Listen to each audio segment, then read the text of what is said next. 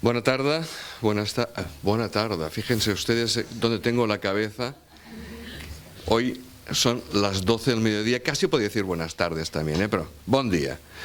Buen día, buenos días, bienvenidos y bienvenidas a Casa América Cataluña.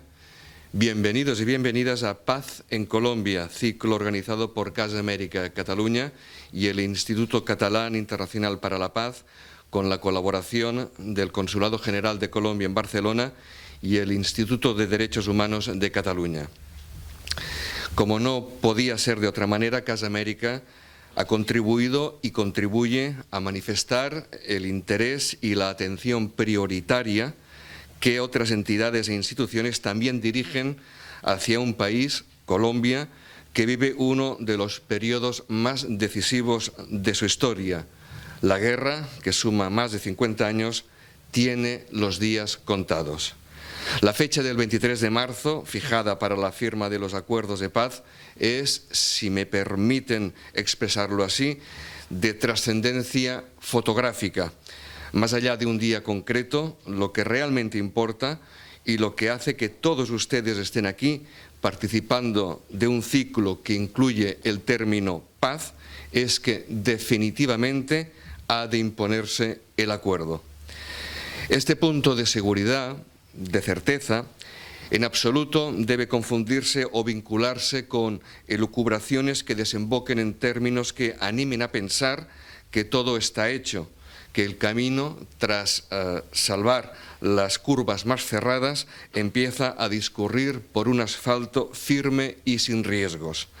Es más, a nadie se le escapa que nunca es tarde para dinamitar el firme pálpito de la esperanza. Han ocurrido, ocurren y ocurrirán cosas de mayor o menor calado. Recito textualmente lo que he leído hoy en la edición digital del Periódico de Cataluña para que se hagan una idea de lo que digo de que ocurre y ocurrirán cosas. Cito: Colombia le abrió las puertas a un nuevo y previsible escándalo político. En la tarde del lunes, agentes de la Fiscalía General arrestaron a Santiago Uribe Vélez, hermano menor del expresidente y actual senador de la oposición Álvaro Uribe Vélez, quien en 2010 promovió a Juan Manuel Santos como su heredero y al que considera un traidor a su programa desde hace años. El ganadero Santiago Uribe Vélez fue detenido en el marco de la causa en que se investiga la formación y posterior actividad criminal de los 12 Apóstoles. Este grupo paramilitar ha operado en la década de los 90 en el municipio de Yamural, en Antioquia. El hermano del presidente había sido interrogado en 2014 por la justicia. En ese momento negó haber financiado o apoyado a esa banda acusada de haber asesinado a numerosas personas por el presunto apoyo a las FARC. Un ex mayor de la policía, Juan Carlos Meneses, ha afirmado lo contrario. Cierro cita. Sea como sea, ocurra lo que vaya ocurriendo, todos confiamos, sin embargo, en que esto, el proceso de paz, va de veras. Va de veras y por ese motivo nos ha parecido más que oportuno ilustrar este convencimiento con la instalación definitiva de la escopetarra en nuestro auditorio, que ya es un canto por los derechos humanos con la réplica del mural del artista Carlos Alonso de denuncia del golpe argentino que hace tantos años que está ahí en este auditorio. La escopetarra, obra del músico y activista colombiano César Alonso, solo dispara música. Pero antes había disparado en Colombia, ahora solo dispara música. De hecho, ya hemos hecho más de un recital en esta casa con este instrumento tan emotivo. Una iniciativa impactante y emocionante de César, buen amigo de nuestra institución. En días anteriores hemos tenido la oportunidad de prologar y de introducir la sesión de hoy. Vaya por delante, pues, nuestro reconocimiento a María José Pizarro, hija de Carlos Pizarro, comandante del M-19 asesinado el 26 de abril de 1990, a la novelista y periodista Laura Restrepo y a Rafael Grasa, presidente del Instituto Catalán Internacional para la Paz, por el conjunto de sus valiosas aportaciones de contexto, de historia, de futuribles que nos han dejado muy bien situados para seguir avanzando en el acto que hoy nos reúne aquí. Acto que se verá completado con otros en los que a lo largo de 2016 contaremos con más expertos, especialistas, personas cercanas a las negociaciones de paz para que nos ayuden a penetrar en lo más dificultoso de un proceso bien complejo, copioso en aristas y matices, tanto en lo político como en lo social. La actividad, el encuentro que hoy nos reúne aquí, es una nueva sesión del espacio Diálogos en Casa, formato que pusimos en marcha para que personas relevantes en sus campos competenciales conversaran en una atmósfera determinada sobre asuntos de indudable trascendencia. Hoy, Diálogos en Casa gira en torno al título Paz, Justicia y Derechos Humanos en Colombia. Paso ya a presentarles a nuestros protagonistas de hoy. Aquí a mi derecha, David Bondía, es presidente del Instituto de Derechos Humanos de Cataluña, doctor en Derecho y profesor titular de Derecho Internacional Público de la Universidad de Barcelona. Entre sus líneas de investigación se encuentra la protección internacional de los derechos humanos, la jurisdicción penal internacional y el régimen jurídico de los actos unilaterales de los Estados. Es jefe de estudios del Máster en Estudios Internacionales de la Universidad de Barcelona. Más a mi derecha, Mark Freeman, del Institute for Integrated Transitions, es abogado internacional y experto en derechos humanos y temas de gobernanza en contextos de transición democrática y posconflicto. Durante los últimos 15 años ha trabajado extensamente con sociedades en transición, entre ellas Argelia, Bolivia, Bosnia y Herzegovina, Colombia o El Salvador, entre muchas otras. Ayudó a poner en marcha y a dirigir el Centro Internacional para la Justicia Transicional en Nueva York y Bruselas. Es autor de importantes textos en temas de transiciones y derechos humanos. Muchísimas gracias a los dos por compartir su tiempo con nosotros. Y aprovecho para avanzarles que tras el tiempo de conversación intentaremos abrir un pequeño tiempo de diálogo para que puedan presentar, formular sus preguntas y dudas a nuestros dos protagonistas de hoy. Y proponemos arrancar el citado tiempo de conversación que iniciamos de forma inmediata formulando a nuestros invitados una pregunta que se nos antoja tan interesante como espinosa. ¿Los derechos humanos son un instrumento indiscutible para alcanzar la paz o pueden llegar a convertirse en un obstáculo para su consecución? David, Marc, cuando ustedes quieran, su turno. Muchas gracias.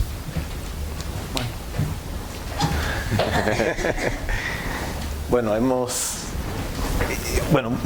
muy buenas tardes a todos y a todas. Pues este formato es algo inédito para mí, pero entiendo lo que vamos a hacer es un poco tener una conversación yo y David durante un rato y después ustedes harán preguntas y comentarios, y habíamos acordado entre nosotros que yo iba a empezar con unas primeras reflexiones y vamos a ir conversando.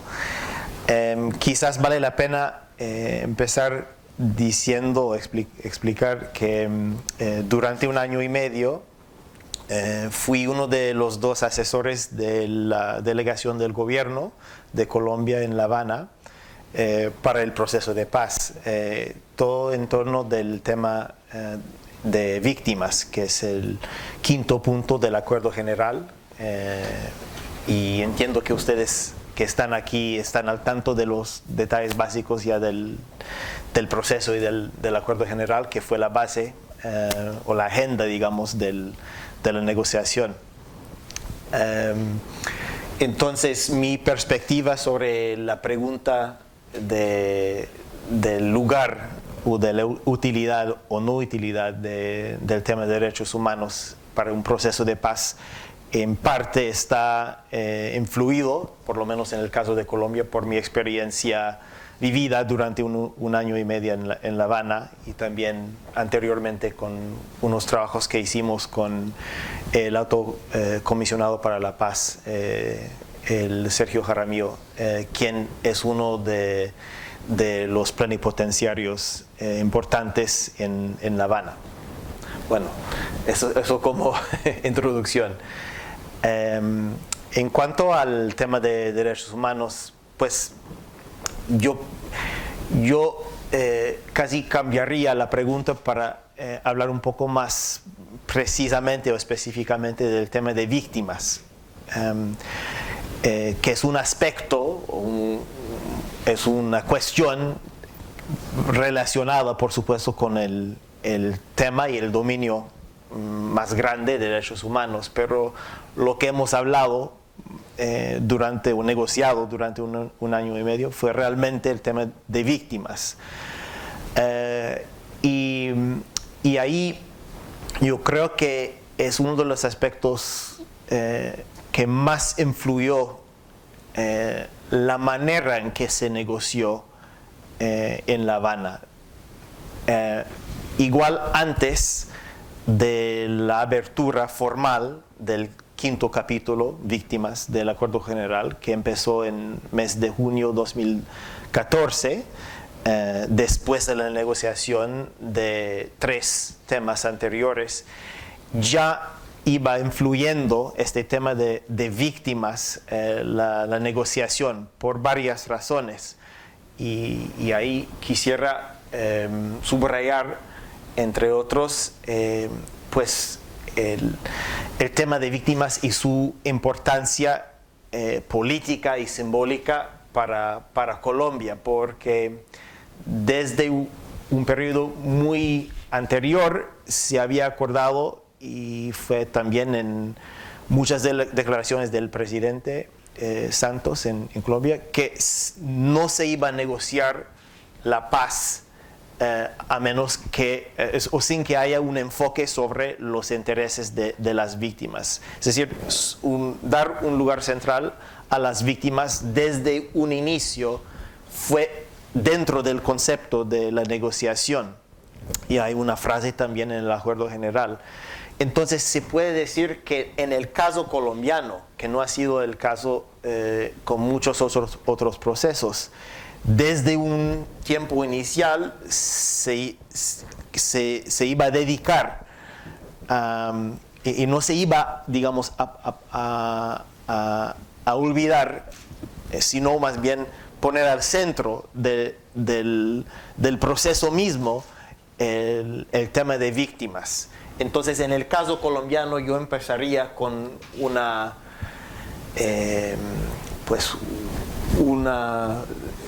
declaración primero, o un comentario primero sería de que en el caso colombiano de ese proceso de paz no se veía conceptualmente, por lo menos, un problema, no se concebía como problema reconciliar derechos humanos con paz, sino todo el contrario, que iba a ser necesario. El por qué, pues podemos ir hablando de esto, pero para no hablar demasiado, cierro esa primera... Yo, al hilo de lo que comentabas y con la pregunta que se lanzaba, entiendo que los derechos humanos, si se plantean como un obstáculo para un acuerdo de paz, es que es un fracaso.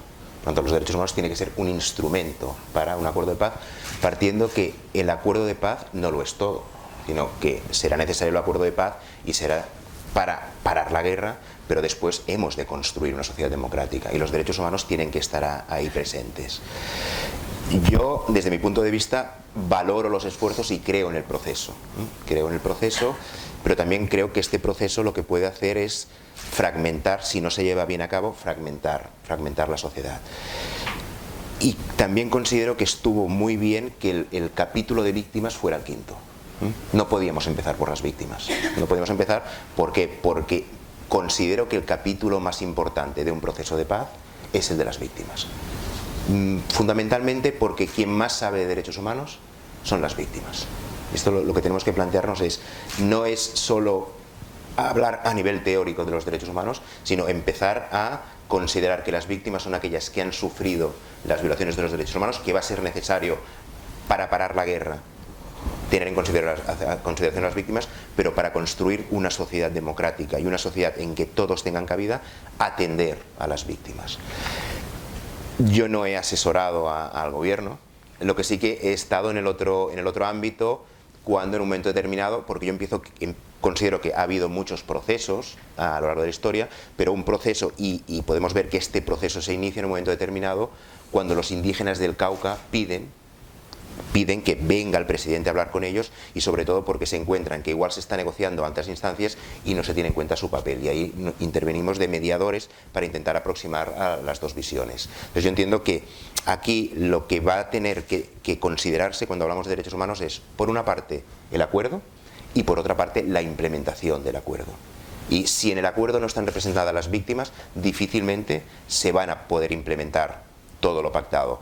Es decir, que no nos centremos solo en el acuerdo de paz que se ha negociado entre victimarios, sino que vayamos a la implementación de este acuerdo de paz, porque lo que tiene que hacer es reivindicar el derecho a la verdad, el derecho a la justicia y el derecho a reparación por parte de las víctimas. Y es ahí donde entiendo que tiene cabida los derechos humanos. Y tampoco comparto esta visión que muchas veces se dice derechos humanos a cambio de paz. No, es que no tenemos que plantearlo como algo que fragmenta, sino son dos caras de la misma moneda.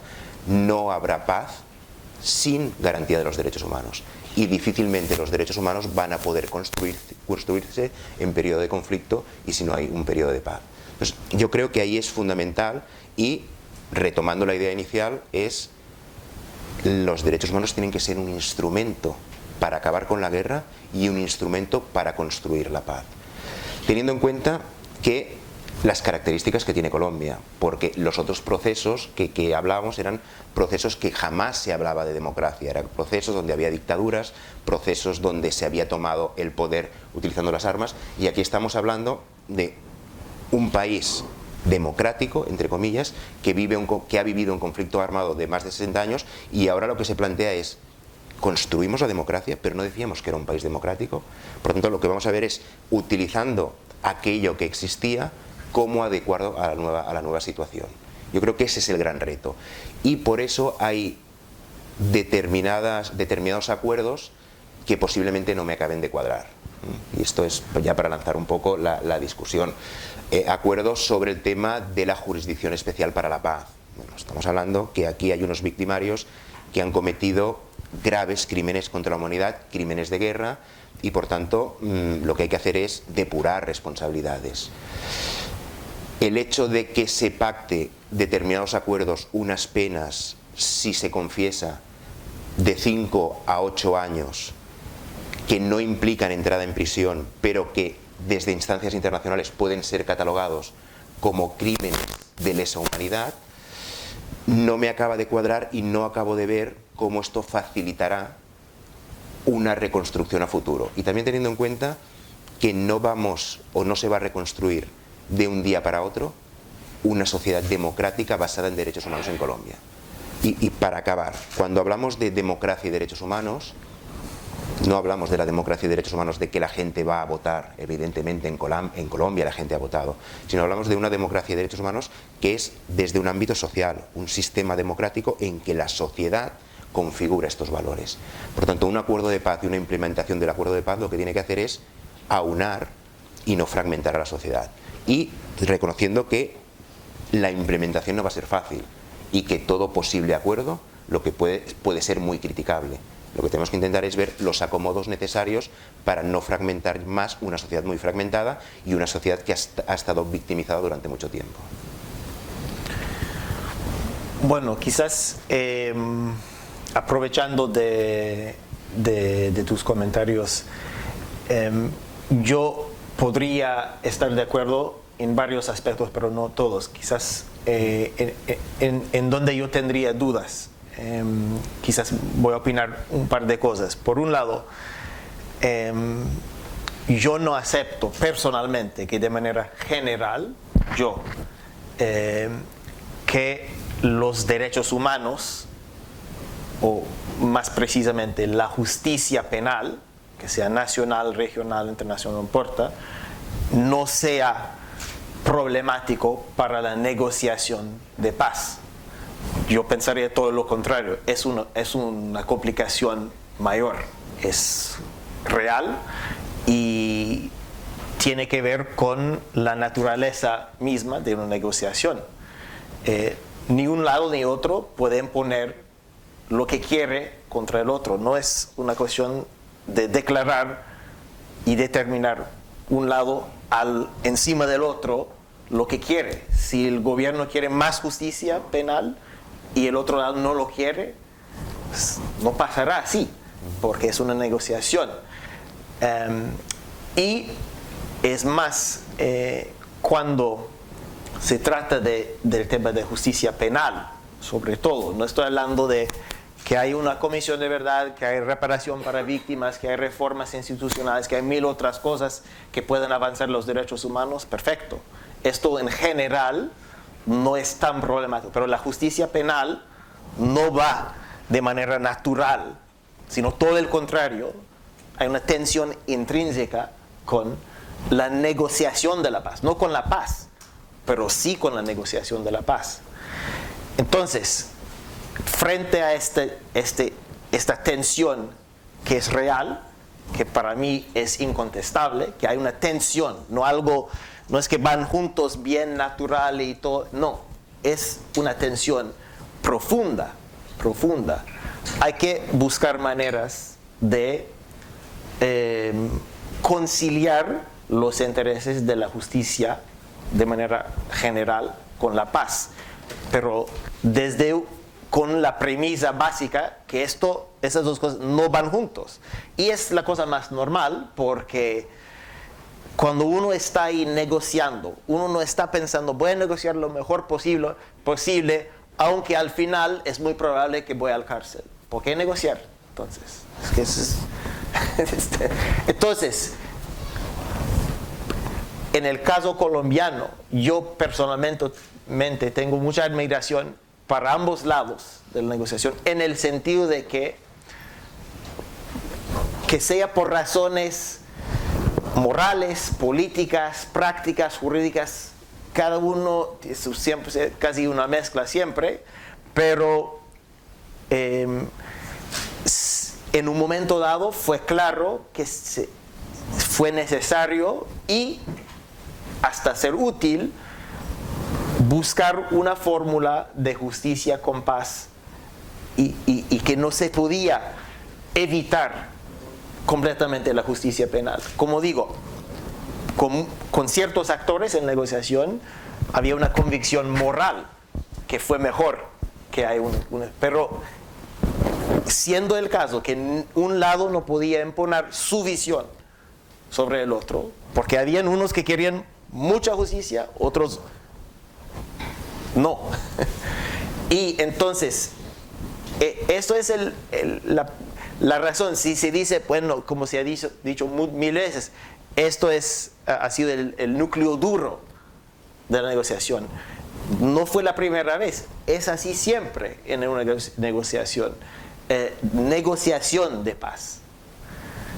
Entonces, para provocar un poco de debate sobre esto, pero esto fue el desafío de esta negociación, fue conciliar esos intereses, porque de manera conceptual uno puede estar de acuerdo que estas cosas hay que buscar fórmulas, pero ¿qué? ¿Cómo? Es la cosa menos natural. Por lo que tú dices, lo que deduzco es que hay que acomodar intereses y que el resultado final, tú has dicho que es poca justicia. Entonces, ¿a quién Espera. No lo he dicho. No, espera. Espera. Que unos querían más y unos querían menos. Sí. Pero ¿a quién beneficia que no sean los estándares internacionales los que se apliquen para depurar responsabilidades? Beneficia a los dos. No solo beneficia a uno, sino beneficia a los dos, porque le estamos hablando de un acuerdo que en cuanto a la aplicación de la justicia no van a beneficiarse solo los miembros de la guerrilla, sino que también van a beneficiarse aquellos miembros del ejército que hayan participado en la comisión de determinados crímenes.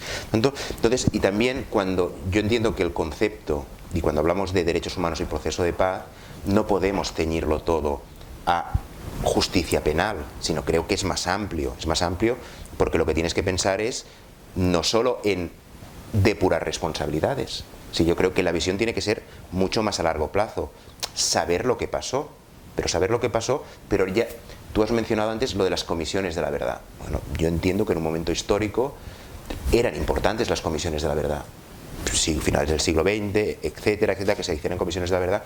Yo encuentro que en el año 2016 quedarnos a hablar solo de comisión de la verdad es no haber aprendido de los avances históricos y de la evolución por parte de la sociedad. Y tampoco quiero que se me vea como un talibán de los derechos humanos. No, yo entiendo que se deben de aplicar, hay que buscar acomodos, sobre todo, y recordando el libro de Carlos Nino, el de El juicio al mal absoluto, hay que ir con cuidado, porque si tú quieres depurar todo tipo de responsabilidades vas a acabar fragmentando la sociedad. Si te quedas solo con monumentos a la memoria, lo que la gente va a ver es que aquí no ha habido responsabilidad alguna, y hay que buscar qué acomodos. No solo son de justicia, pero yo creo que una justicia que, si hoy en día ya tenemos unos estándares internacionales, tenemos un estándar que es la Corte Penal Internacional, lo que no podemos es caer en el error de rebajar este estándar. Y sobre todo, ¿por qué? Porque nos vamos a encontrar que una posible solución para ahora es una solución a corto plazo. Y lo que tenemos que pensar es más a largo plazo. No el miedo a ya lo acabaremos solucionando más adelante, el miedo a esta jurisdicción especial para la paz va a ser omnicomprensiva, va a abarcarlo todo, incluso cuando deje de existir también se prevé que pueda operar si hay algunos casos que aparecen posteriormente, pero sobre todo a mí lo que me acaba preocupando es que se habla mucho de las víctimas, pero no veo que las víctimas estén reflejadas en ámbitos de derechos humanos en estos acuerdos, y nos lo vamos a encontrar, y este será el problema cuando se tengan que implementar los acuerdos, porque la implementación de los acuerdos, que creo que es más importante que el acuerdo, va a ser por parte de la sociedad, y si no nos vamos a encontrar, o nos podemos encontrar como en algunas sociedades que se adoptaron acuerdos de paz, la violencia posterior fue mucho más grave que la que se produjo durante el conflicto, porque hay temas que no se acabaron resolviendo y no se acabaron cerrando, y no se puede cerrar todo en el acuerdo, pero lo que no se puede decir es esto queda fuera. Bueno, quizás tenemos menos acuerdo en esos temas que yo suponía, entonces, pero está bien para el debate. Por un lado, pues bueno, 2 o 3 reacciones. ¿Se puede escuchar bien? Vale, ok. El contexto de Colombia es muy particular en muchos sentidos. Yo casi no generalizaría de la experiencia colombiana en cuanto a crear un precedente que sea percibido negativo o positivo para todo el mundo. Lo que se acordó fue una reacción, o fue una serie que tiene que ver con este contexto. ¿Por qué digo esto? Por un lado, no todos los estados del mundo son miembros del estatuto del sistema de Roma, de la Corte Penal Internacional, pero sí es el caso de Colombia. Entonces tuvo que tomar en consideración sus obligaciones ahí. Por supuesto, también el sistema interamericano. Esto fue otra normativa que voluntariamente, desde hace decenios, Colombia va participando y que toma en serio. Pero también en el caso de Colombia hay una expectativa altísima de justicia, que no es necesariamente el caso en muchos otros procesos. Y de hecho, yo creo que más importaba, por lo menos a los que estaban negociando la paz en La Habana, más importaba la expectativa en cuanto a derechos humanos y justicia, la de la población nacional, que unos señores en La Haya. Todo fue importante. Pero en cuanto al contexto colombiano, yo creo que eso fue un factor clave para lograr un acuerdo, porque se entendía que esta expectativa que a través de no sé cuántas encuestas durante 10 años mostraba que la población quería justicia. Pero ahí hay que decir algo muy... entonces, esto fue una cosa del contexto de la negociación que es muy particular para Colombia, yo creo. Pero hay que precisar otras cosas. Cuando a través de todas esas encuestas, y esto casi sin variación durante, no sé, 10 o 15 años, todas esas encuestas mostraban que la expectativa de justicia penal fue en relación a lo que tenían que pagar las FARC. Así, de sencillo. En la negociación, entonces esto es que para las FARC fue necesario, literalmente, que ellos acepten un sistema. Pero del lado, para la negociación y para ambos lados de la mesa, fue fundamental que se negocia algo recíproco, por 1000 razones. Por un lado, ¿qué actor en una negociación bilateral aceptaría pagar una justicia sin que el otro paga? Nadie. Por segundo, del lado del gobierno, se reconocía que habían excesos de actores, de agentes del Estado también, sin hablar de paramilitares y otros actores. Y todos fueron conscientes de que para que sea aceptable a nivel regional e internacional, iba a ser necesario también que todos fueran adentro de un sistema de justicia. Pero todo esto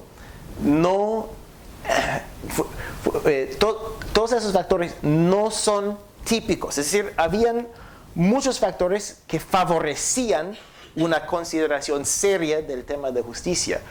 Pero, de nuevo, repito, que en general esas condiciones no son presentes. Doy otro ejemplo. Ahora nuestro instituto está ofreciendo un asesoramiento en el proceso de paz de Ucrania, que está teniendo lugar en Minsk. Y esta perspectiva no existe. No existe. Y los factores contextuales no existen. Entonces, para mí, por lo menos, yo evitaría personalmente generalizar que si usted dice que estoy haciendo una presunción, no me reside de tu reflexión, ya me dirá, pero yo creo que las condiciones fueron tan particulares en Colombia que de hecho es decir, la mesa ha podido ir más allá de lo que se imaginaba en lo que sería posible en muchos otros, casi cualquier otro proceso que he conocido de negociación de paz, de negociación, insisto en esto. Pero tenía que ver con una serie de condiciones muy particulares y una mezcla de intereses morales, jurídicos, políticos y prácticos. Pero todo esto se tenía que negociar. Y la fórmula había que inventar cómo traducir esas normas nacionales, regionales e internacionales en una fórmula aceptable en la mesa.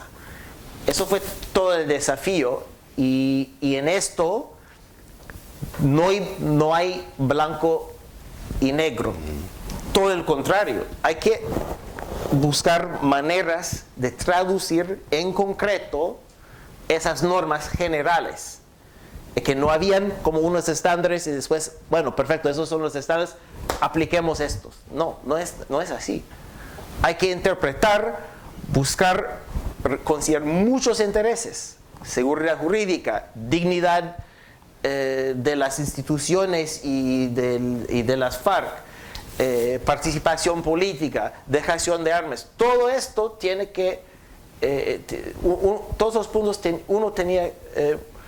había una interdependencia. Entonces, de nuevo, insisto en eso porque si uno empieza con la premisa de que negociar la paz implica un balance necesariamente de muchos intereses, que cualquier de esos intereses necesarios para lograr una paz perfecta a largo plazo se va a poder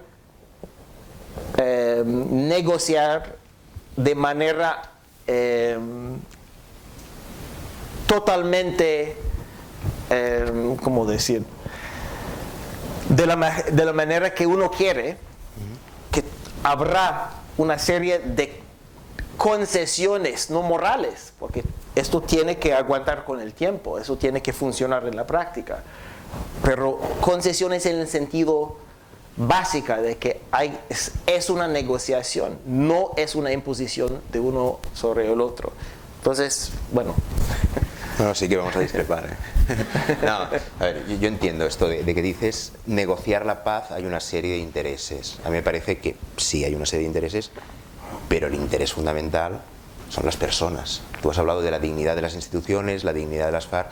Aquí hay una dignidad de los colombianos que durante años han sufrido el conflicto y víctimas inocentes del conflicto. Entonces, por lo que tú decías antes me ha parecido entender que la primera propuesta que hay es depurar responsabilidades, o que la sociedad lo que quería era depurar responsabilidades de las masacres cometidas por las FARC, y cuando se lleva la negociación se hace un reequilibrio y decir no solo de unos, sino también de otros. Yo creo que no, yo creo que la sociedad era muy consciente que sí que había sufrido violaciones por parte de la guerrilla, pero también el ejército. El tema de los falsos positivos no es que aparezca de nuevo en la mesa de negociación. El tema de los falsos positivos es que la gente era consciente que se destapó vulneraciones, masacres y corruptelas en el ejército. Y esto no es que de pronto aparece en la mesa de negociación por voluntad propia del gobierno colombiano, no, es que la gente lo estaba pidiendo.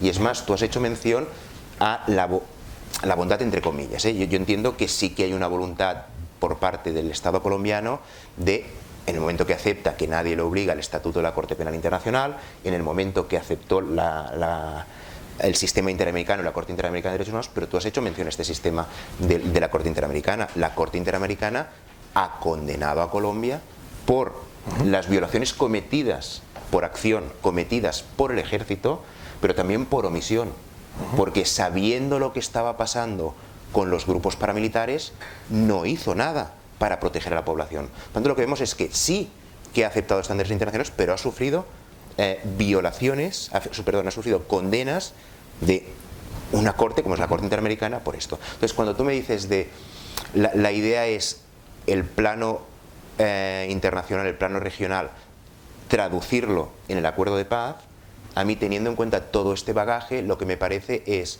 teniendo en cuenta todas las normas internacionales, todas las normas regionales, lo que vamos a hacer es diluirlas, no traducirlas, diluirlas en un acuerdo de paz. ¿Por qué? Porque sabemos que los estándares que se han conseguido gracias a la lucha durante muchos años en ámbito internacional y en ámbito regional, este acuerdo de paz no va a cuadrar allí. Y perfecto porque está negociando el gobierno con las FARC, pero lo que nos vamos a encontrar es que lo que no van a poder hacer es, en esta traducción que yo diría disolución, rebajar los estándares internacionales. Y en algún momento determinado lo que nos vamos a encontrar es pronunciamientos de la Jurisdicción Especial para la Paz que van a ser cuestionados por parte de instancias internacionales. Y si no, mira ya las manifestaciones que hay por parte de la Corte Penal Internacional, que están cuestionando esta limitación de 5 a 8 años de pena para quien confiese los crímenes de lesa humanidad, y limitación que no es privación de libertad, sino que es una restricción especial, etcétera, etcétera, porque lo que están diciendo claramente es que esto no se acoge a los estándares internacionales. Y claro que no se puede comparar con otro proceso de paz, porque igual en otro proceso de paz no habían aceptado estos estándares internacionales y porque igual en otro proceso de paz que comparemos no existía la Corte Penal Internacional. Entonces, a mí lo que me preocupa, siendo consciente que es necesario buscar unos acomodos, es que busquemos unos acomodos que lo que pretendan es rebajar estándares internacionales. Bueno, yo por un lado quiero aclarar que jamás fue en duda ni negado en ningún momento, ni en la mesa ni en Colombia, que hubieran pasado muchos delitos también por agentes del Estado. Todo lo contrario, es una cosa incontestable y no fue, digamos, objeto de debate tampoco. Lo que estaba mencionando fue más bien en cuanto es que hay una dimensión política necesariamente en una negociación. La imagen de las Fuerzas Armadas es una cosa, la imagen de las FARC es otra en la opinión pública. Que ambos hayan cometido violaciones no está en duda, pero fue una negociación con instituciones con sentimientos muy distintos de dignidad y con conciencia muy distinta de lo que es la expectativa del público. Entonces, esto fue un factor, nada más que quería decirlo en ese sentido. Si en el acuerdo tal como fue publicado en el mes de diciembre, en el tema 5 de víctimas, representa una dilución o no de normas ahí en el cielo que existen o ahí en tratados, en papeles, eso será para las instituciones a decidir. Si yo o muchos de mis colegas hubieran querido ir más allá de lo que fue acordado, se puede decir que sí. Lo que se buscó fue la máxima satisfacción de los derechos de las víctimas. Eso fue el intento. Después, por ser una democracia, igual van a haber revisiones, análisis, la sociedad civil va ahora a hacer sus, ya va haciendo sus análisis, sus declaraciones sobre esto. Hay cortes nacionales, regionales, internacionales, etc. Hay muchos actores que ahora van a opinar y si se puede mejorar lo que se acordó, pues mejor. Pero igual fue un acuerdo, entonces ahí hay que tener cuidado, porque lo que se acordó como acuerdo, es un contrato. Y aunque hay contingencias, que se entiende que hay contingencias, es que lo que se acuerda después tiene que pasar por una democracia, después posiblemente por el análisis y la intervención de otras instituciones. Esas son contingencias que se entendía. Pero si después, como ha pasado con la Ley de Justicia y Paz, que después lo que se acordó, después cambia radicalmente, de manera que casi ya no es lo que se contrató, que sea por una jurisprudencia nacional o por otra, eso es muy grave para el proceso de paz. Entonces, que se puede mejorar, perfecto, mejor, que mejore, pero de manera prudente y responsable, porque no se puede reconvocar una mesa después de que ya se lo disuelve. Pero personalmente yo no aceptaría, yo no lo veo necesariamente como una dilución, a menos que yo insisto mucho en este aspecto de que es una negociación de paz, no fue una negociación de justicia. Justicia es un tema, derechos humanos es un tema en una negociación de ¿qué? De paz. Trata de esto. Ni es una negociación de participación política, es un tema fundamental. Ni es una negociación de reforma agraria, tema fundamental. Pero es una negociación de paz. Entonces, lo que yo esperaría de cualquier actor que tiene autoridad jurídica o política para ahora revisar o analizar lo que se acordó, que lo haga con la mayor conciencia del tema de seguridad jurídica, que es contractual en parte, y que lo que se logró no fue una cosa independiente de los demás temas, sino todo el contrario. Es buscar conciliar varios puntos. Si uno no quiere negociación y se quiere seguir con armas y con batallas, pues se pueden lograr otros resultados. Pero si se empieza, si hay una determinación de negociar la paz y por tanto negociar varios elementos que tienen que ver con la paz, pues entonces ahora que se lo ve de esta manera, de esta óptica. No sé si estaría de acuerdo, pero para mí esa es la naturaleza de la cosa. Si uno quiere esto, hay que aceptar el otro. Estaría de acuerdo si los negociadores en las declaraciones que hicieran, lo único que dijeran es hemos negociado la paz. Pero tú ves las declaraciones que salen de la mesa de La Habana, no, han negociado la paz y han negociado temas de derecho. Lo que dicen los negociadores. Es decir, si a mí me dicen hemos negociado un acuerdo de paz, yo no tengo nada que decir, pero es que lo que me están vendiendo es que han negociado paz y han negociado garantías en materia de derechos humanos. Entonces, lo que tú dices, seguridad jurídica, yo creo que este acuerdo va en contra de la seguridad jurídica. Porque tú hacías referencia, tratados internacionales, normas que están en el cielo. Bueno, seamos precisos. Como juristas, lo que no podemos decir es que estas normas están en el cielo. Pero si han condenado a Colombia la Corte Interamericana, ha sido porque los jueces internos no aplicaron las normas jurídicas internacionales. Igual partimos de un concepto equivocado de lo que es el derecho internacional de los derechos humanos, que es algo que está ahí y ya está. No, el derecho internacional de los derechos humanos es algo que se aplica y el primer juez internacional es el juez colombiano. Ahí va a tener un problema los jueces colombianos que se van a encontrar, y por eso se ha intentado blindar la jurisdicción especial para la paz. Va a ser la máxima instancia. ¿Por qué? Porque se va a negar la capacidad a los jueces para que apliquen por seguridad jurídica las normas internacionales que Colombia ha aceptado. Y ahí nos vamos a encontrar con este problema. Y no es cargarse los acuerdos de paz.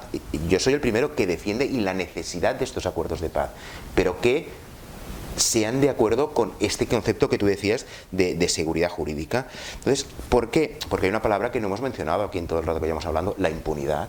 No, ¿es un acuerdo de paz o es un acuerdo para cubrir determinadas impunidades?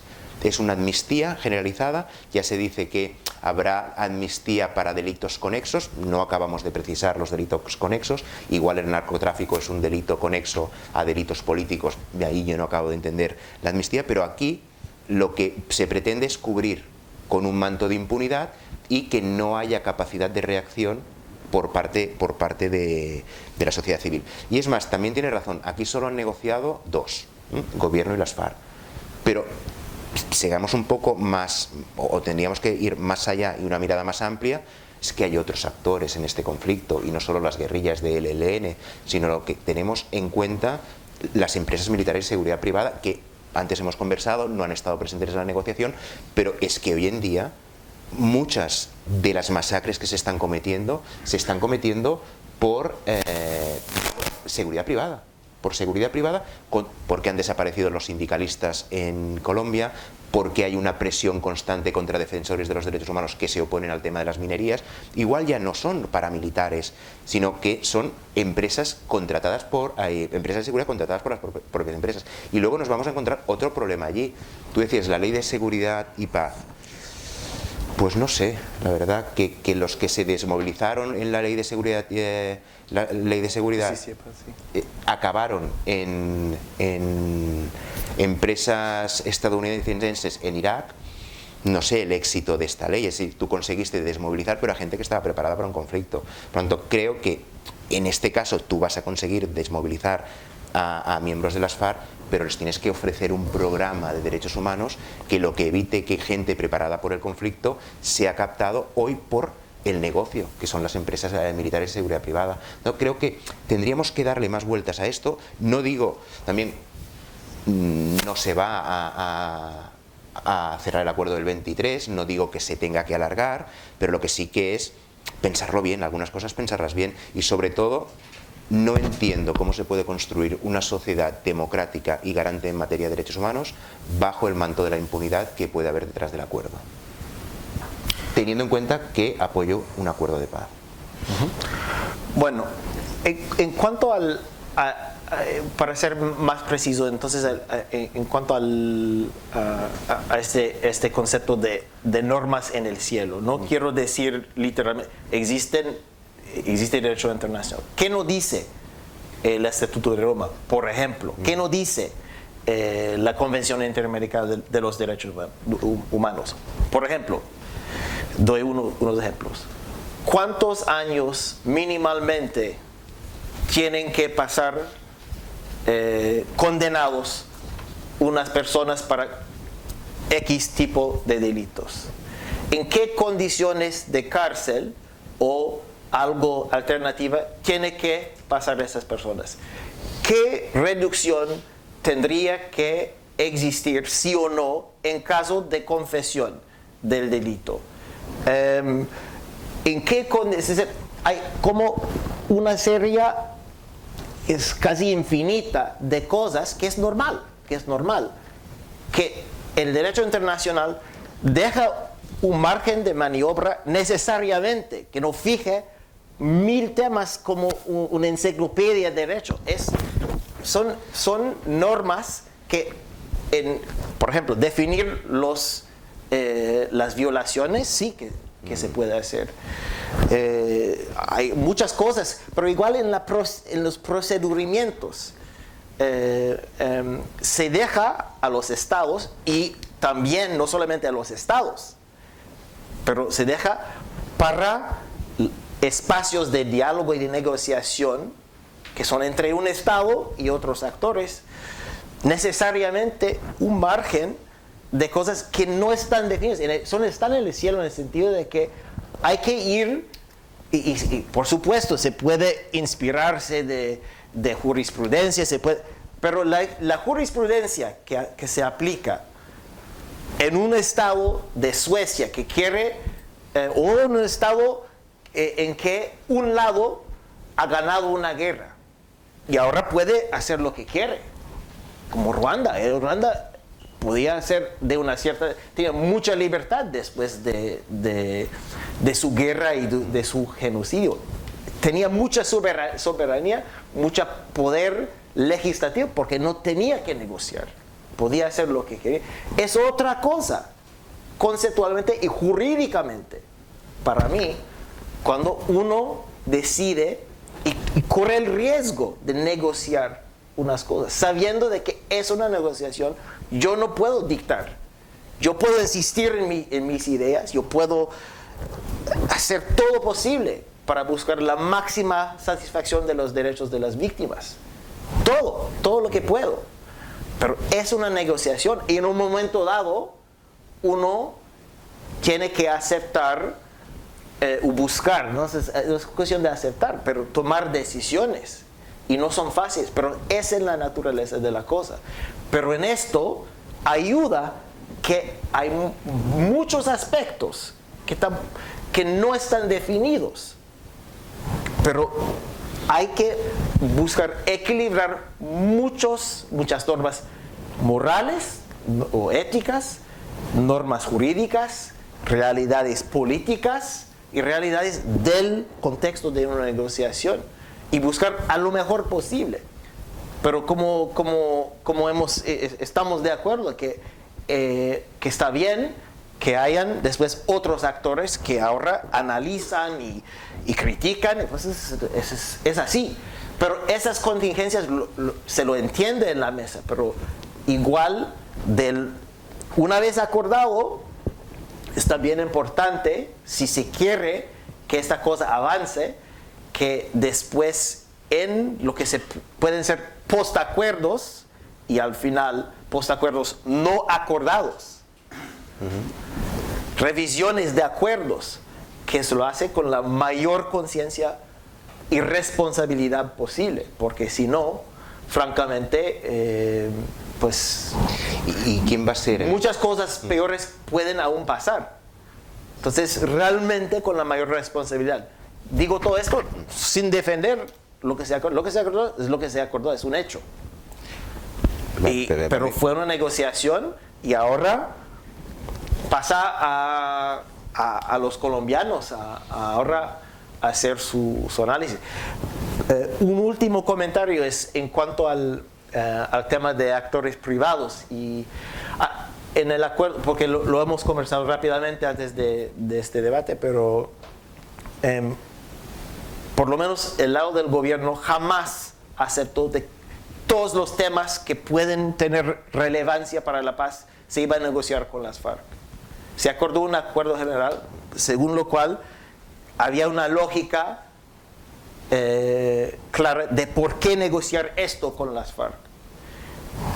Las FARC querían temas que no están ahí, el gobierno quería temas que no están ahí, pero finalmente se acordó sobre una agenda específica y todo lo que no está adentro, aunque puede ser relevante porque todo está relacionado y todo tiene que ver con raíces o síntomas de la guerra y etcétera, etcétera, todo está relacionado, pero no todo es para negociar. Las FARC y el gobierno se acordaron con y esto no fue un tema. Entonces, que se habla de esto en Colombia y que se hace que ahora se dedica recursos y análisis a arreglar y prevenir esos tipos de problemas. Estamos de acuerdo, pero mi comentario es solo para decir que por ser relevante no fue necesariamente algo a negociar. Sí, a mí me ha preocupado una cosa que has dicho, que dices cosas peores pueden pasar. ¿Sí? Entonces, claro, negociar bajo el mensaje del miedo es condicionar un poco a la sociedad. Y es más, yo por ejemplo, me reivindico como jurista y entiendo que por lo que tú dices, lo peor que le ha podido pasar a Colombia es haber aceptado el Estatuto de la Corte Penal Internacional.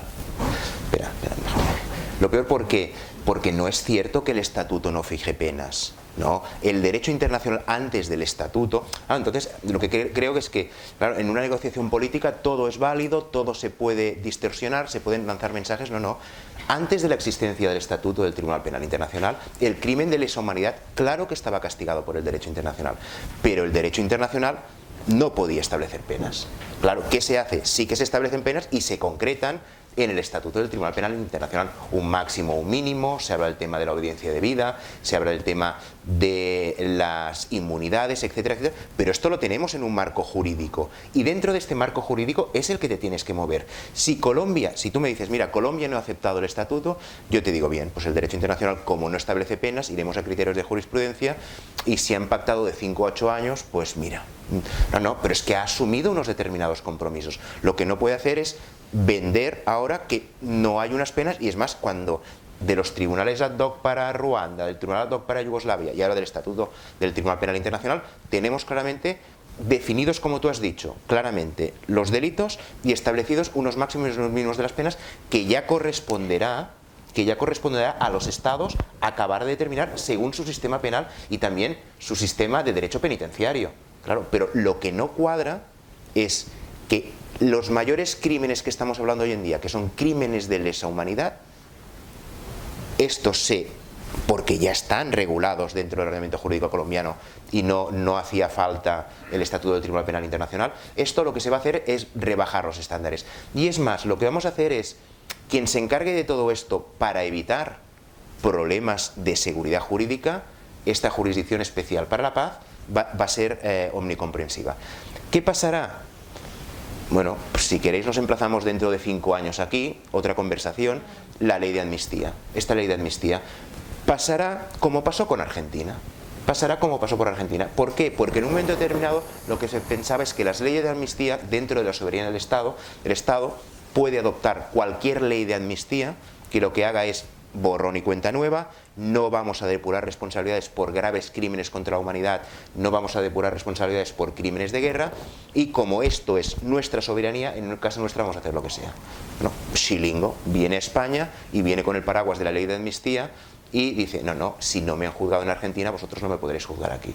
Nos vamos a encontrar con esto, que como la jurisdicción universal va a ir evolucionando, se van a cubrir bajo estas leyes de amnistía algunos delitos que no van a prescribir y por tanto lo que va a ser consciente la comunidad internacional que hay una impunidad, y se va a decir que no se van a respetar estas leyes de amnistía. ¿Por qué no aprendemos? ¿Y por qué no lo que buscamos es...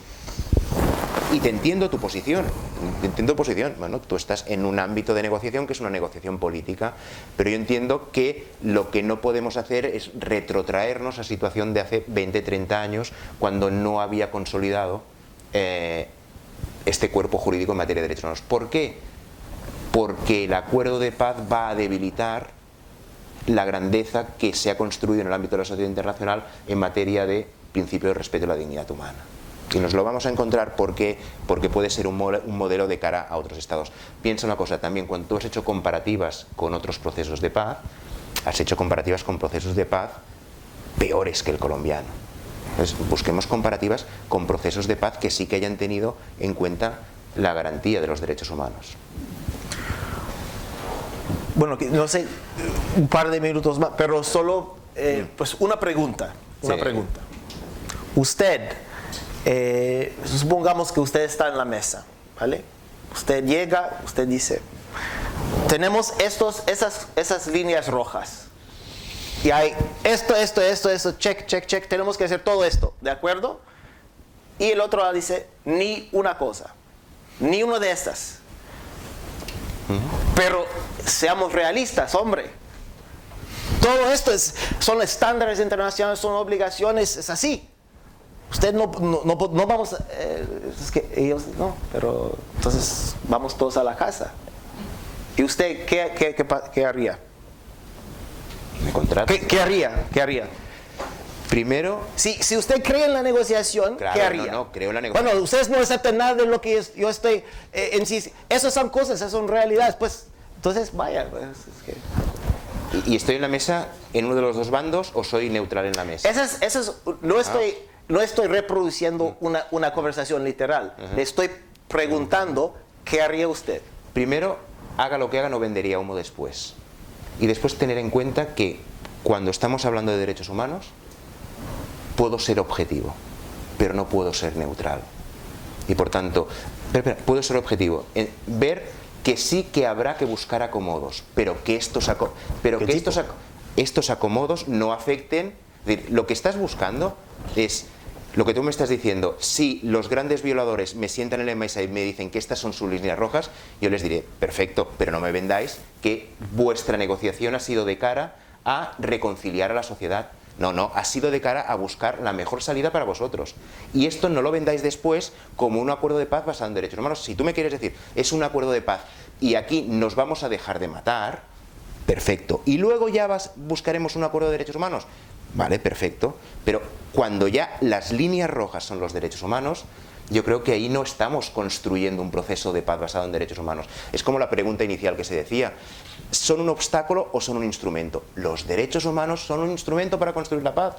Si no estamos construyendo una paz, que es una paz fragmentada, y si no se fragmenta ahora, se fragmentará más adelante, porque no hay reconciliación posible, no hay sociedad democrática posible que no esté basada en materia de derechos humanos. Aprendamos de experiencias que si tú lo que haces es posponer la resolución en materia de derechos humanos más allá de un tiempo, lo que te vas a encontrar es que generaciones futuras van a acabar buscando los odios, las verdades, las fragmentaciones que la sociedad que participó en el conflicto y la generación que participó en el conflicto no fue capaz. Puede ser que fuera capaz, y también es verdad, no es un conflicto y no es una solución que una parte haya vencido a la otra. Aquí sí que se ha avanzado, pero una parte no ha vencido a la otra, pero sí que se ha dejado de lado a las víctimas. ¿A quién ha afectado este conflicto? ¿A quién ha afectado? Es a todos los desaparecidos, a todas las muertes, a los 6 millones de desplazados, etcétera, etcétera, etcétera. Entonces lo que tienes que encontrar es que yo entiendo que cuando un acuerdo de paz basado en derechos humanos pretende construir, y no solo pretende que los miembros de las FARC se reinserten en la vida política. Bueno, ¿y dónde está el derecho a la tierra de las personas que han sido desplazadas? ¿Y dónde está el derecho a la alimentación o la destrucción del sistema sanitario en Colombia? ¿Y dónde está todo esto? Estos son derechos humanos en Colombia. Y esto es, por eso, lo que decíamos, esto es acabar con la guerra, pero construir la paz. Y si tú me dices, no, se va a hacer en una segunda etapa. ¿Es que hay prisa para concluir el acuerdo? ¿Por qué esta prisa del 23? ¿Y por qué, si no va a ser el 23 rápido, lleguemos al acuerdo rápido y ya implementaremos luego otras medidas? Bueno, pues de momento lo que sí que se ha conseguido es aletargar el conflicto. Bueno, pues no pasa nada si en esa mesa de negociación entran terceros que traten temas de derechos humanos y que no se les pongan líneas rojas. Básicamente es, tenemos un buen acuerdo, pero no un acuerdo perfecto. ¿Por qué no nos esperamos más e introducimos de forma transversal temas allí necesarios? ¿Temas necesarios? Temas de mujeres, por ejemplo. Temas necesarios. ¿Temas necesarios? ¿Por qué? Porque se está pensando en el tema de los niños soldado, o cómo reinsertarlos. Las niñas soldado. ¿Qué va a pasar aquí? Esto es necesario y no creo que se pueda posponer posteriormente porque son víctimas y no sé, hay cosas que las veo como patada para adelante, ya lo solucionaremos, y también entiendo que no se puede solucionar todo ahora, pero hay temas de derechos humanos que no se pueden dejar patada para adelante. Lo único que puedo decir, y no es algo que usted podría verificar, pero lo haber vivido y trabajado de primera mano, le puedo decir que por lo menos del lado del gobierno no hay un tema más serio para esa delegación que el tema de las víctimas, y hemos trabajado francamente con esta perspectiva constante, pero y hubiéramos podido utilizar sus propias palabras para muchas cosas, pero siendo una negociación son nada más que primeras observaciones, y en la mayoría pues no son objeto de consenso, todo lo contrario. Y por eso vuelvo a decir que si utilicemos una óptica jurídica o legalista, judicial o penalista, no entendemos nada. No estoy diciendo que usted lo hace, pero es relevante, es un tema, es una cuestión, porque igual siendo un acuerdo político hay una dimensión jurídica inevitable, y hay que buscar fórmulas que pueden ser aceptables y estables en el tiempo, dentro de las fronteras de Colombia, fuera de las fronteras, aceptables por supuesto a las víctimas y todo, pero se busca la mejor manera, y entonces vuelvo a insistir, es que jurídicamente, no política, jurídicamente, un acuerdo en temas de justicia o derechos humanos es una cosa distinta que una ley sobre los mismos temas que puede promulgar un gobierno cuando quiere, o que el Consejo de Seguridad, si quiere que haya un tribunal que hace X para Yugoslavia, que lo hace, porque puede. Pero si quiere negociar, esto tiene implicaciones jurídicas. Entonces, para mí, la cosa más, el gran riesgo con la negociación de paz, que es un riesgo que se ha corrido en Colombia, que se va corriendo, es negociar la paz sabiendo que esto tiene implicaciones en cuanto a lo que se puede lograr, que sus mejores deseos y los de las víctimas para quienes usted está trabajando, entre otras, porque aparte de víctimas por supuesto hay otras, pero como eje central, como un axiom moral de su lado. Pero aceptar que hay un valor en negociar esto y no seguir con la guerra tiene implicaciones, y si uno no acepta las implicaciones necesarias de optar para la negociación, y sobre todo en un momento post-acuerdo, porque igual habrá una referendación. Finalmente, si la población colombiana dice no a este acuerdo, pues ya está. Ya está, no, ya está. Pero al final será, en principio, algo refrendado. Pero si antes de esa refrendación o después, sobre todo después, se olvida o que se puede fragilizar de una manera que no toma conciencia de lo que fue una negociación y no una dictación de un lado o del otro, para mí sería realmente malentender, y sería como sería no aceptar lógicamente lo que son las implicaciones necesarias de su preferencia general para la negociación. Es para mí una premisa básica.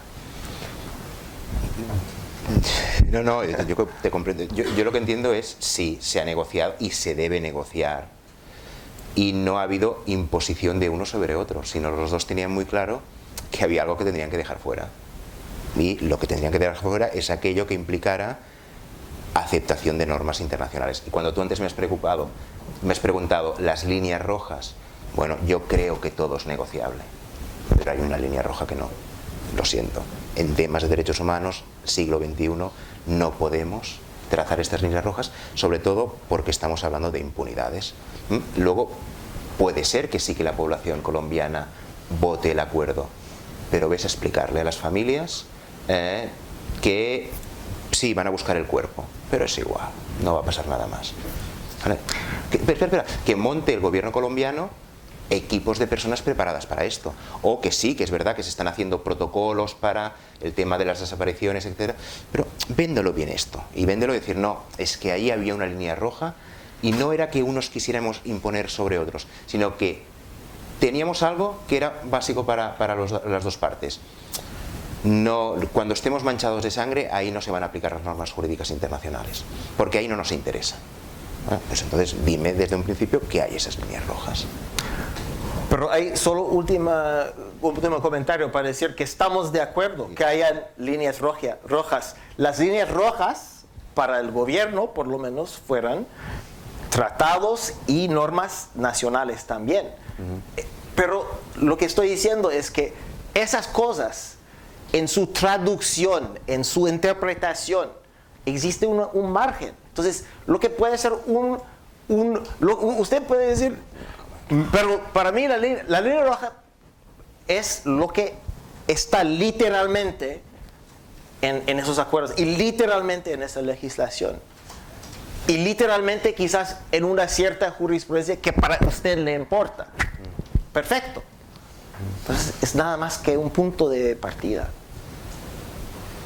Es nada más que esto. Es así.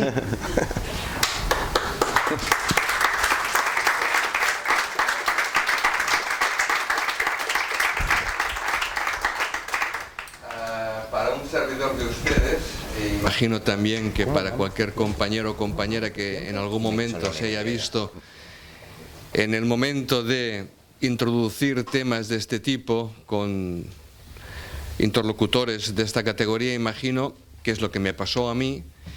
El temor principal es en decir en la presentación las menores banalidades posibles. Este temor hoy se ha acrecentado.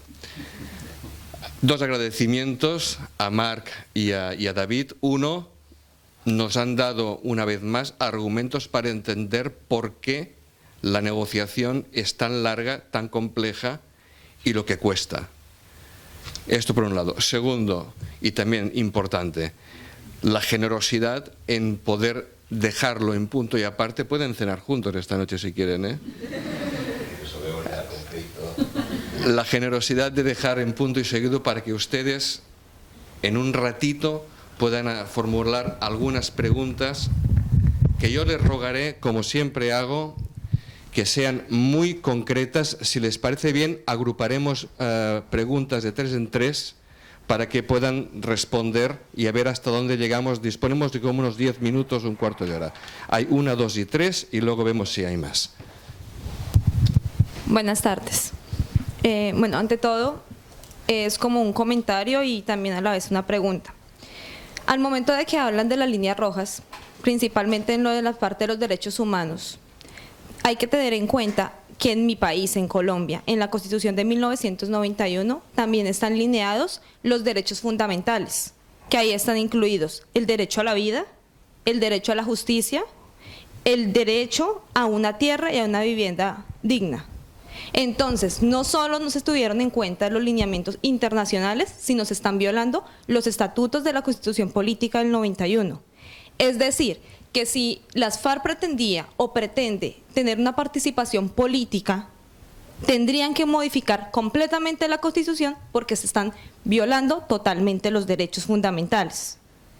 Entonces, también tendrían que cambiar toda la parte del sistema penal acusatorio, porque no va a ser juzgados ni por jueces civiles, ni jueces penales, ni jueces militares. ¿Quiénes los van a juzgar?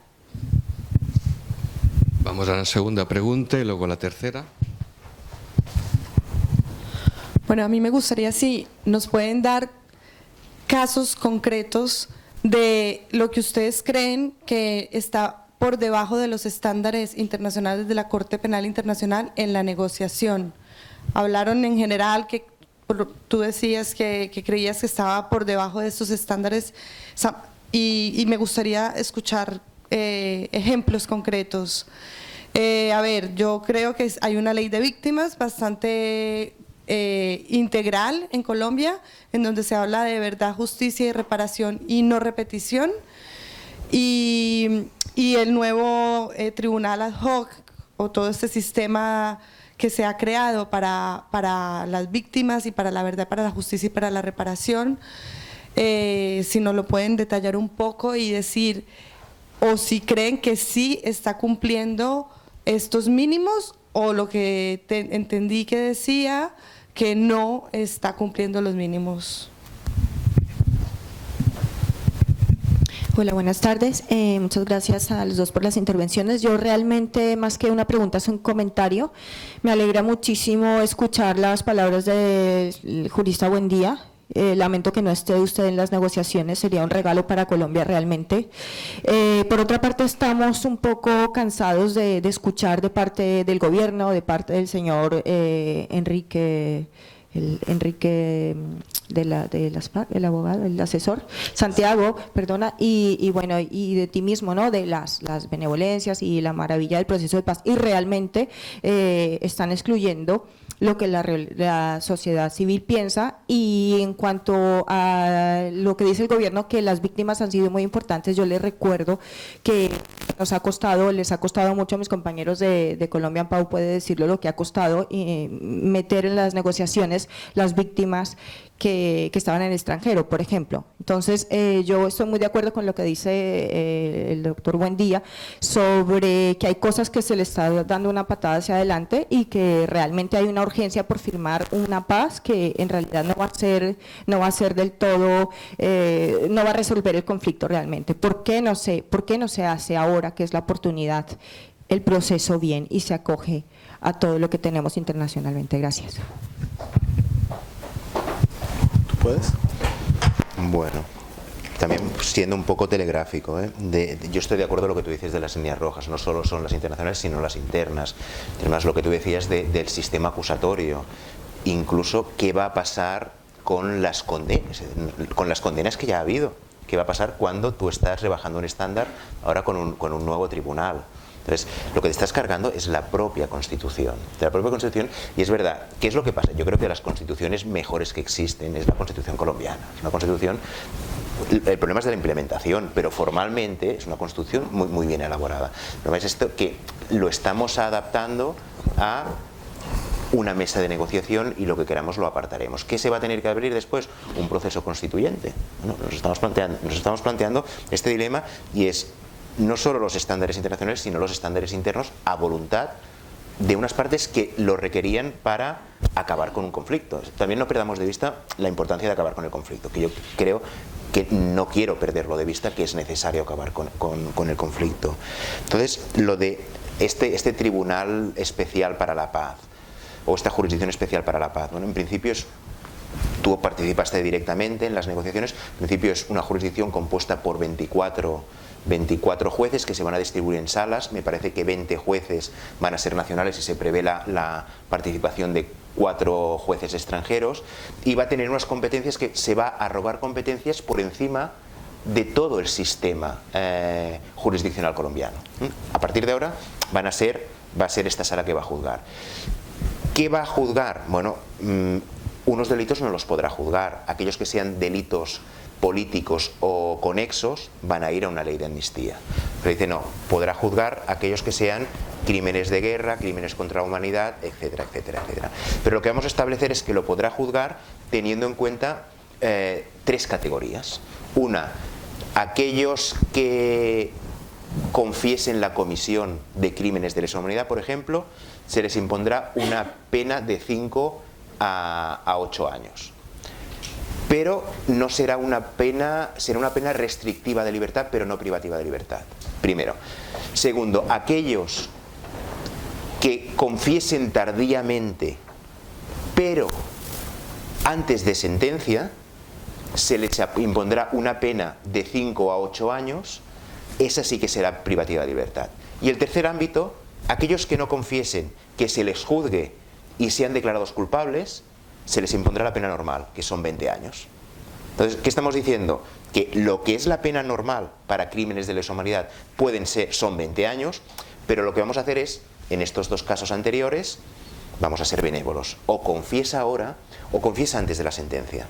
Porque si confiesas justo antes de la sentencia, será una pena mucho menor de la que establecen estándares internacionales, pero si confiesas ahora directamente, te impondremos una pena restrictiva de libertad. Y luego ya veremos cómo establecemos esta pena restrictiva de libertad, ¿no? Lo que nos encontramos es, bueno, que aquí lo que se ha buscado es rebajar estándares internacionales y estándares internos. Y ahí nos encontramos con este panorama. No sé si... Bueno, por mi lado, yo defiero francamente a la Corte Penal Internacional en cuanto a esta pregunta. Ellos van analizando esto ya en su momento, después de una declaración, un comunicado conjunto de la mesa en el mes de septiembre. Hicieron una declaración positiva general, pero como es normal, esperando conocer más detalles. Ahora conocen más detalles en cuanto a después de la publicación del mes de diciembre. Pero si yo fuera la procuradora de la Corte Penal Internacional, yo vigilaría mucho a lo que sería y lo que está pasando ahora, que es ahora todo esto que es un acuerdo, hay que de nuevo traducirlo en legislación, en normas. Hay también el tema de nombramiento, después la implementación de todo esto. Hay muchos debates, después la Corte Constitucional puede opinar, es que hay muchas cosas, pero que la Corte Penal hace una vigilancia, que sigue haciendo una vigilancia y un análisis está bien, pero lo que yo decía antes es que yo esperaría que en donde se puede mejorar, se lo mejora. Ahora en Colombia, donde ahora el proceso es ahí, como iba a ser el caso en un momento dado. La Habana fue lugar de negociación, pero no de más de esto. Pero yo esperaría de que en su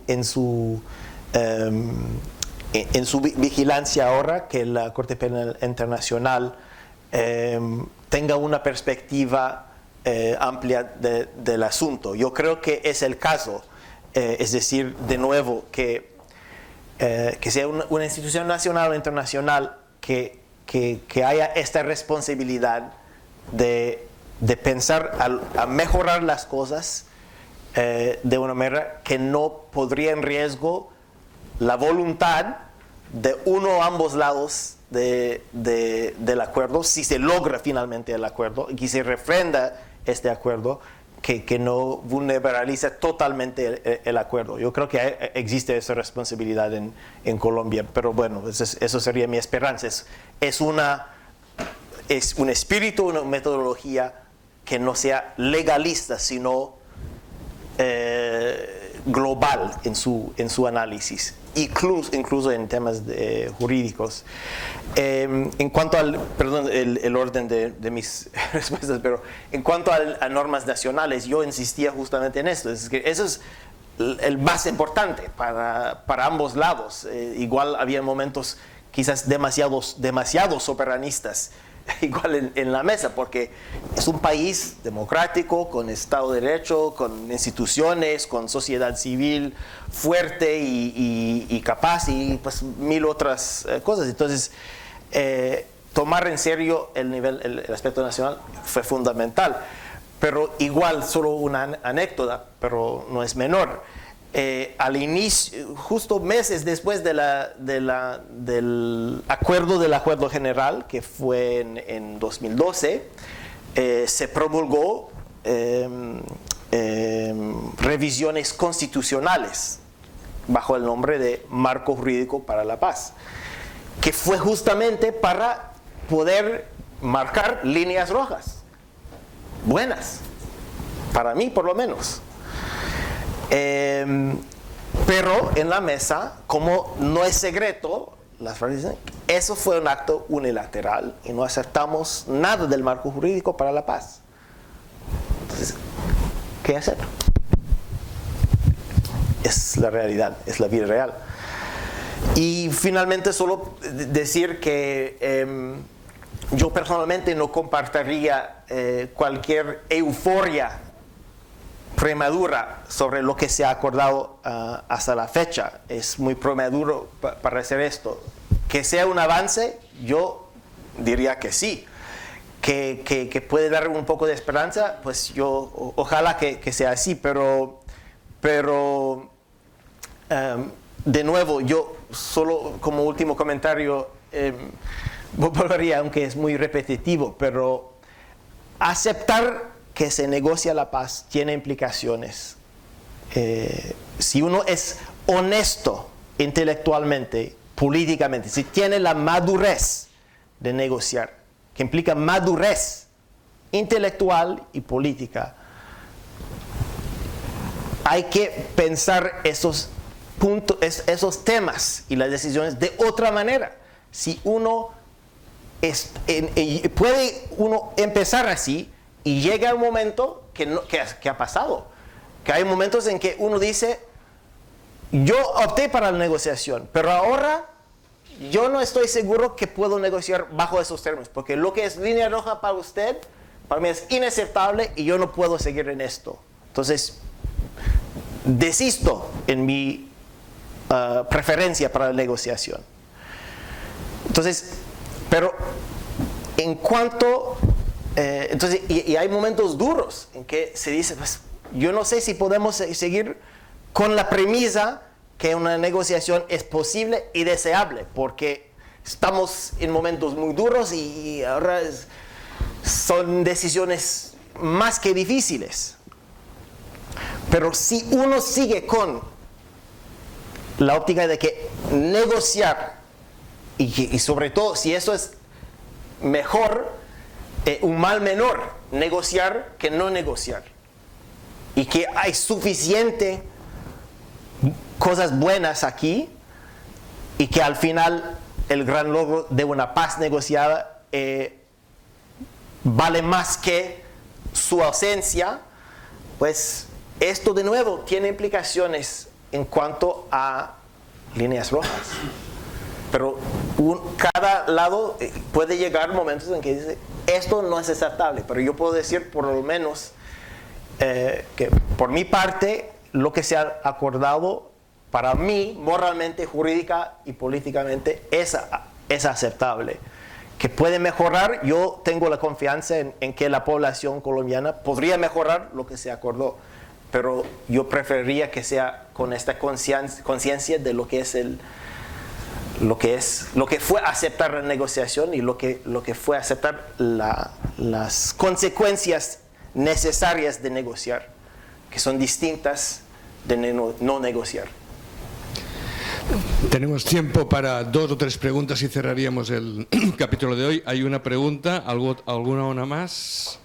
2 y 3 y cerramos. Bueno, más que una pregunta es una reflexión. O sea, entiendo las dos partes. O sea, lo importante para ti es dejar de matar y lo importante para él es no vale todo. Pero bueno, si los conflictos se cierran mal, ocurre un poco como aquí, salvando mucho las distancias.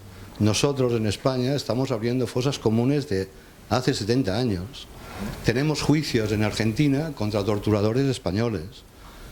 Hoy ha salido un preso político de una cárcel española, que es el único país europeo que tiene presos políticos, de la Comunidad Europea, que tiene presos políticos. Si los conflictos no se cierran bien, no se acaban de acabar nunca. Eso es una reflexión más que una pregunta. La pregunta era per aquí. Bueno, buenos días y es muy grato ver cómo 2 personas que no son colombianas están interesadas por la paz en Colombia, pero yo como colombiana tengo la percepción que estas negociaciones se sentaron 2 partes, ambas con delitos muy graves a sus espaldas, a negociar lo más conveniente, pero yo como colombiana quedo con un sentimiento de vacío porque entre eso y nada, claro que me imagino que cualquier colombiano quiere que se acabe la guerra en Colombia, pero si la medida, si el camino para llegar a eso es olvidar, me parece que nos vamos a perder esto no se va a acabar aquí porque vamos a quedar como pueblo colombiano con el sentimiento de impunidad, todos entendemos que en un proceso negociador hay que perdonar y yo creo que todos estamos dispuestos a perdonar algunas cosas, pero si es demasiado ya queda como un vacío, yo no sé, yo no le veo mucho camino.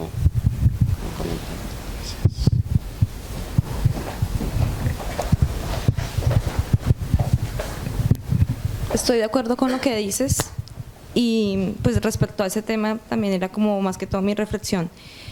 Si dicen, que las FARC negoció con el Estado, más no con el gobierno, y que por esa razón se va a hacer el referendo para que nuestra sociedad apruebe o desapruebe lo que se está diciendo en La Habana, que son el contexto general o la normativa general del proceso de paz.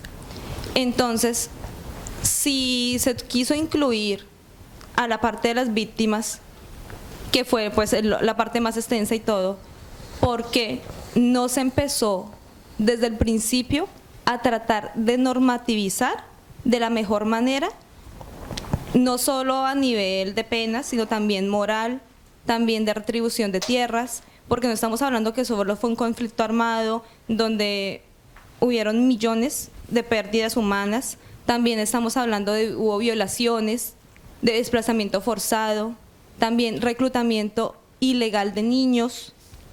Todos esos temas no podemos pasarlos por la galleta, pasarlos porque sí. Entonces, yo pensaría que si este proceso lo vamos a firmar como colombianos o vamos a darle un respaldo, deberíamos primero que todo que nuestro gobierno sea consciente y nos diga la verdad, como nos la están mostrando ustedes. La verdad de qué es lo que pasaría si firmamos esto. Porque sí, firmamos la paz en que no se van a seguir matando y lo demás ¿qué? ¿Para qué fecha? ¿Para cuándo? O eso le va a quedar para el siguiente gobierno. Pero tiene que ser muy breve, ¿eh? Y es la última de verdad. Bueno, yo creo que el proceso de negociación en Colombia está se ha construido bastante integral. Y cuando tú hablas de que los derechos fundamentales de Colombia no se están incluyendo en la negociación, a ver, yo creo que, por ejemplo, el tema de tierras, que significa retornar tierras a desplazados, esto ya es un punto muy importante de derechos fundamentales que se quiere tener en cuenta para los desplazados. Y además también no solo es devolverles la tierra, sino darles una solución productiva a estas tierras.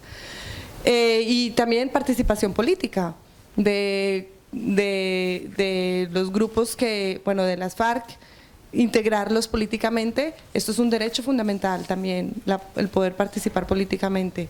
Entonces yo creo que hablar de vivienda, de los derechos fundamentales es algo muy amplio, pero creo que el acuerdo sí está intentando lograrlo.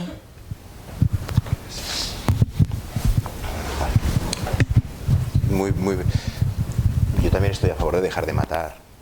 No es que dejar... No, lo que pasa es que dejar de matar y... Yo es que, Marc, tú la palabra impunidad no la has pronunciado en ningún momento. Dejar de matar, pero que no haya impunidad. Que no haya impunidad en este dejar de matar. A mí lo que me preocupa es una cosa que tú decías, y es cierto, porque muchos colombianos que han vivido el conflicto lo que dicen es que están dispuestos a tragarse sapos. Claro, y esto es preocupante porque te llega un mensaje y decir entre eso y nada, sí, entre eso y nada, esto es muy positivo, pero lo que hay que hacer es buscar algo que sea mucho más complementario que esto, y sobre todo porque igual, visto el acuerdo de paz, lo que se plantea es que el origen del conflicto fue la violencia. No. En Colombia el origen del conflicto no fue la violencia, fueron las causas estructurales, la desigualdad social, la pertenencia a la tierra. Este es el origen del conflicto en Colombia. Entonces, lo que tú estás haciendo es, en este acuerdo de paz, si tú no tienes en cuenta los derechos humanos, te planteas, porque es lo que todo el mundo está pensando, el origen del conflicto colombiano fue la violencia armada. La violencia armada surge por algo, por unas causas estructurales, y lo que se tiene que hacer es buscar un proceso de paz, de justicia, pero no solo de justicia para depurar responsabilidades, sino basado en derechos humanos que hagan frente a estas causas estructurales, porque si no volveremos otra vez a solo una medida coyuntural y puesto un parche. Por eso decía, es que es mucho más amplio, y cuando tú dices lo reduzco a paz y justicia, no podemos reducir los derechos humanos solo a la justicia, porque si no vamos con una visión de los derechos humanos que es para sancionar los incumplimientos.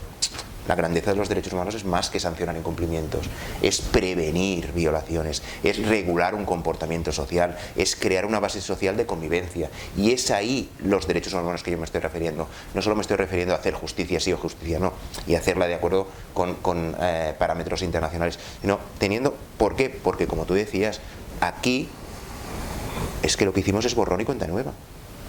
Y lo que no podemos hacer es dar lecciones de nuestro proceso, porque no es un proceso que sea ideal. Entonces, lo que sí que podemos dar lecciones de lo que no debería ser. Empezar desde el principio a construir una sociedad, y no con un telón de fondo, ni con un muro, ni con una cortina que no permite investigar lo que pasó. Y por mi parte, pues, solo decir dos cosas.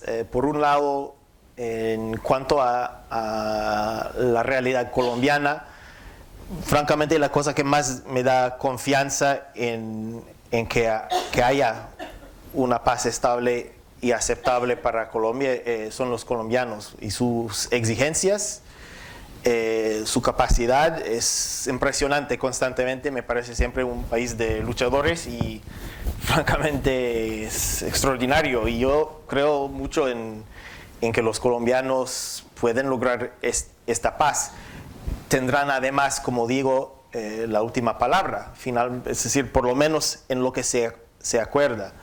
Que haya escepticismo lo puedo entender perfectamente también, ha sido un proceso muy largo, habían procesos fracasados en el pasado, etcétera. Entonces yo lo puedo entender, pero la exigencia de la población colombiana, de la sociedad civil sobre todo, ha sido fundamental para lograr lo que se ha podido lograr en La Habana. Entonces, y seguir haciendo así.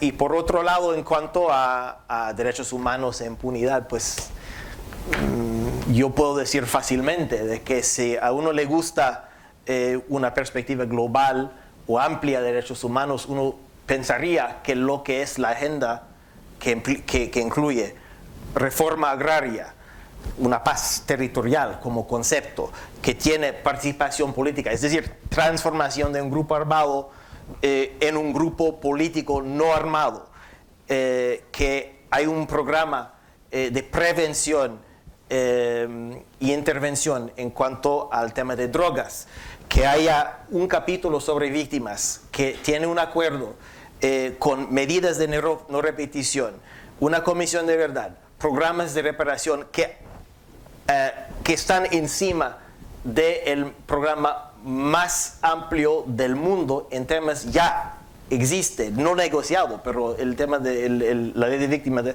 que además de todo eso hay un programa de justicia, una jurisdicción especial, y además de todo esto habrá un programa de dejación de armas, reformas de diferentes tipos en el concepto de seguridad del Estado, que todo esto no es derechos humanos, que todo esto no es pensar en los raíces. Yo no podría estar de acuerdo. Para mí, que sea la totalidad de los temas, no, por supuesto que no, pero que sea razonable en un contexto de un acuerdo de paz, una negociación de paz, que no podía ni debería negociar todos los temas con un grupo armado insurgente de 8,000 personas, que puede tener la autoridad moral de negociar todos estos temas con un Estado que represente millones de personas. Yo no estaría de acuerdo, pero que sí, que esto implica un concepto anti-impunidad y pro derechos humanos, yo diria que sí. Moltíssimes gràcies a Marc Freeman i a David Bondia per la intervenció d'avui. Segur que ens han donat elements per reflexionar, elements per entendre encara més la dificultad, como decía abans, de entender aquest procés de pau a Colombia. Terminamos recordándoles, por favor, anótense en agenda, 4 de marzo, viernes, 7 de la tarde, las perspectivas del posacuerdo en clave comparada, conferencia de Darío Villamizar, escritor y politólogo, que abordará en su intervención el paso a la política de movimientos guerrilleros en América Latina. Serà el viernes a les 7 de la tarda. Moltes gràcies també a vostès per haver vingut una hora que no és molt habitual. Gràcies.